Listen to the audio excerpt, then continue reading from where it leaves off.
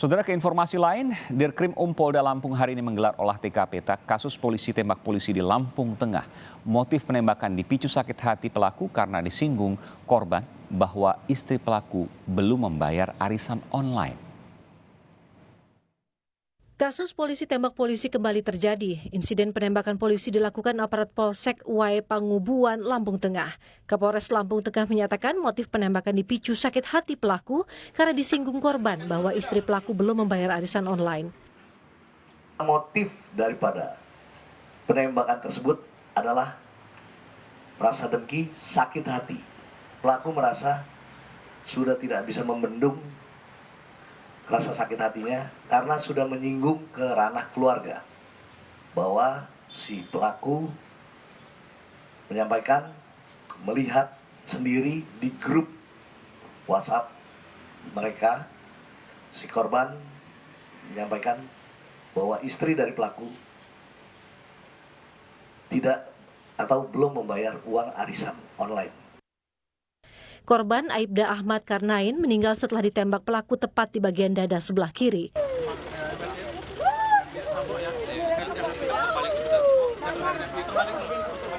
Kesedihan keluarga korban terlihat saat proses olah tempat kejadian perkara di rumah korban di Karangendah, Lampung Tengah.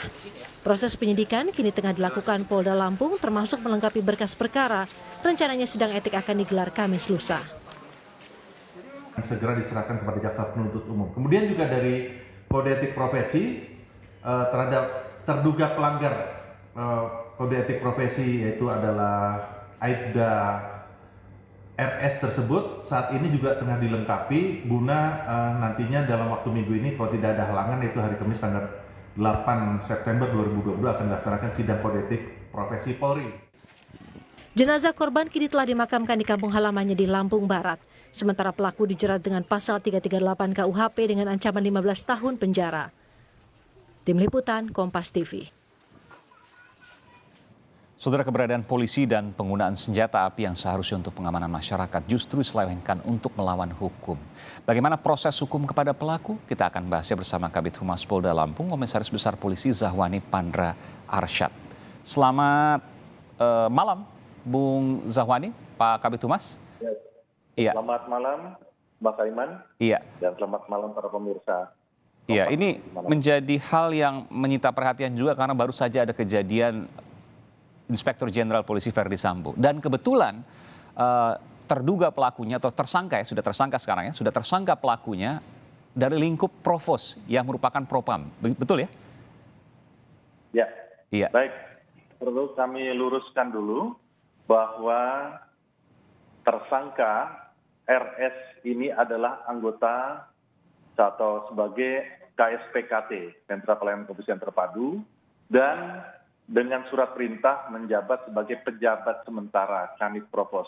Okay. Itu yang perlu saya tegaskan. Jadi proses daripada pengungkapan dari kasus ini tentunya penegasan Bapak Kapolda Lampung Irjen Pol Ahmad Wiyagus pasca kejadian pada tanggal 4 September 2022 itu beliau langsung menugaskan Kapolres Lampung Tengah AKBP Dovi Fahlevi untuk melakukan pengejaran. Dalam waktu 3 jam tersangka pasca kejadian itu dapat diamankan dan proses selanjutnya adalah bagaimana kita mengungkap latar belakang motif daripada pelaku ini dan sudah kita dapatkan sebagaimana tadi kemarin pada tanggal 5 kami lakukan konferensi pers bahwa sudah diakui bahwa pelaku RS ini melakukan aksi kejahatannya ini adalah karena adanya rasa sakit hati yang dialami selama ini, selama dia bergaul ataupun berkomunikasi ataupun kesehariannya dengan korban AK.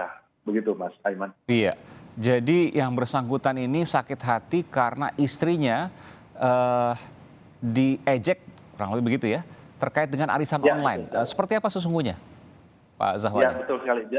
Baik, jadi di dalam pola keseharian atau habitual action daripada tersangka FS ini adalah, RS ini adalah memang kesehariannya agak tertutup atau pendiam. Jadi segala sesuatunya setiap kali ada informasi itu langsung masuk ke hatinya. Jadi yang kami dapat informasi penuturan langsung dari tersangka RS kepada Kapolres dan juga di hadapan penyidik dijelaskan bahwa selama ini korban AK ini selalu mengumbar atau menyampaikan informasi-informasi yang menyangkut terhadap ranah pribadi RS tersebut. Jadi ini yang menjadi pemicunya sehingga pada malam hari tanggal 4 September 2022 tersangka melakukan suatu aksi tindak pidana yang mengakibatkan terbunuhnya atau meninggalnya korban AK tersebut di rumah korban. Dan ini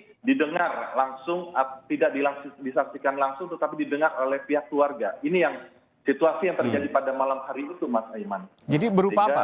Dijelek-jelekannya lewat WhatsApp grup misalnya atau lisan, Pak Kabid? Jadi begini, ada dua. Yang diketahui pada malam hari itu atau menjelang sore hari itu adalah WhatsApp grup di antara kelompok ataupun dari komunitas di komunitas grup WhatsApp itu sendiri. Yang berikutnya adalah dari kawan-kawan daripada pelaku yang menyampaikan hal-hal yang tentunya sedikit menyinggung daripada ranah pribadi TSK RS tersebut, begitu. Iya, ini memang hal yang mungkin memalukan, lalu kemudian membuat malu keluarga dan lain sebagainya. Tapi apakah kemudian harus dilakukan hal seperti itu? Tentu tidak. Pertanyaan saya, apakah yang pelaku ini punya track record, rekam jejak, ia melakukan kekerasan sebelumnya? Baik, tentunya yang sebagaimana kami sampaikan tadi, Bapak Kapolda secara berkala itu melakukan pengecekan. Jadi dalam melengkapi berkas perkara tindak pidana ini, tentunya penyidik mendapatkan supervisi langsung dari Direktur Reserse Kriminal Umum, yaitu dari Dirkrimum Kombes Renold. Kemudian dari segi kode etik profesi, tentunya itu bidang profesi pengamanan. Kabid Propam pun juga turun di sana. Dari hasil track record terhadap tersangka RS belum pernah terlibat dalam kasus-kasus kekerasan ataupun terlibat dalam pidana. Dan ini baru yang dilakukan pertama kali, baik melanggar terhadap hukum pidana dan juga diduga pelanggaran terhadap kode etik profesi polisian.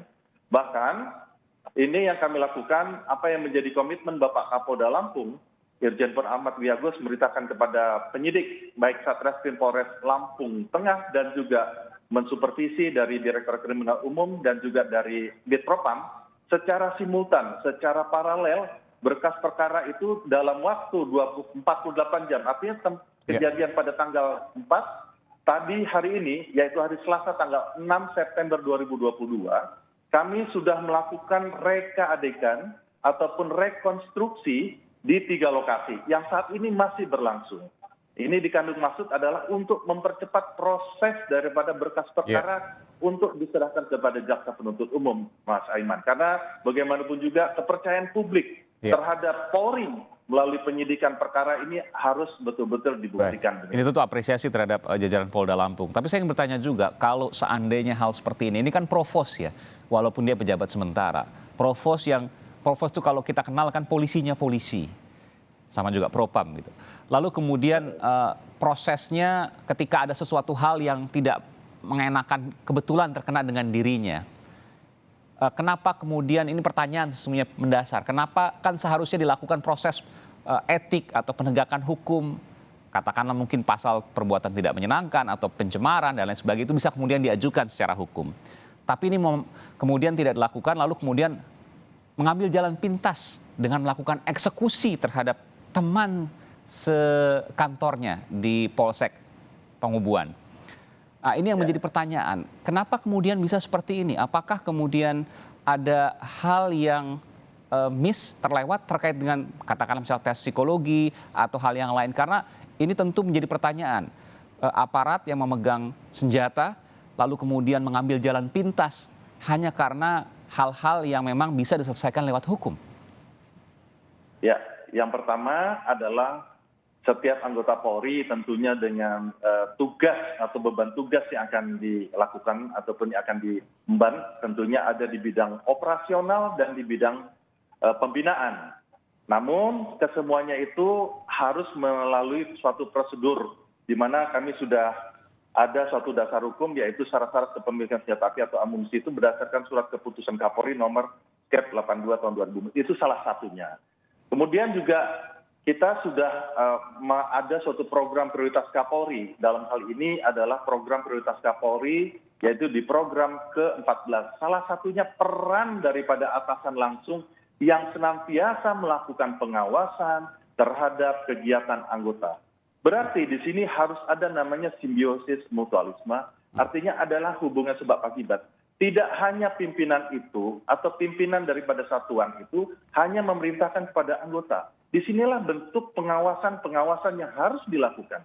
Apakah ada beban pekerjaan atau beban secara pribadi, ini pimpinan harus mengetahui. Itu yang ditindakan itu yang menjadi... Oleh karena Kapolseknya dicopot, Anda mengatakan itu Pak Kabit? Kapolsek, betul sekali.